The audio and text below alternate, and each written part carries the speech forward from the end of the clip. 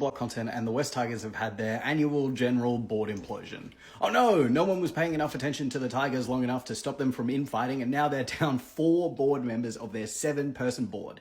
They say a week is a long time in rugby league, and a year in the front office of Tiger Town is basically a decade if you can last that long.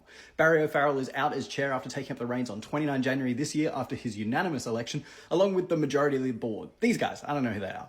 And after making a profit, having a pretty decent year, a couple good wins, remember the Adam Doueihi field goal? The most dysfunctional front office in the league has decided to set the standard for the rest of the group by tearing themselves apart for no conceivable reason.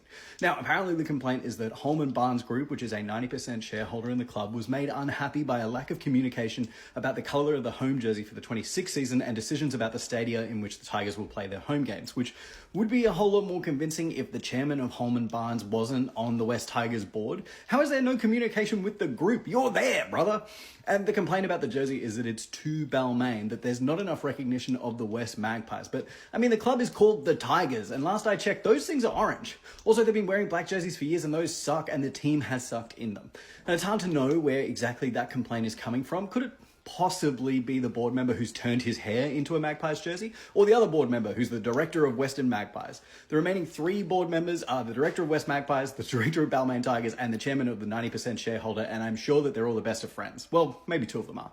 As usual, with any Tigers story, there are leaks everywhere and competing narratives and a cast of familiar characters. Remember Lee Hadjipatelis? He's back, and he's throwing jabs at the Magpies boys. And I mean, it's been 25 years of Tigers, they won a comp, and now they haven't made the finals for 14 years. They've spent more than half their existence objectively failing, and now they're infighting about colours. And so I resolved to not criticise any player who decides to get out of there. Lockie Galvin, you're forgiven.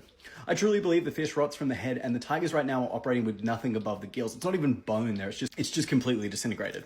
Cool jersey though.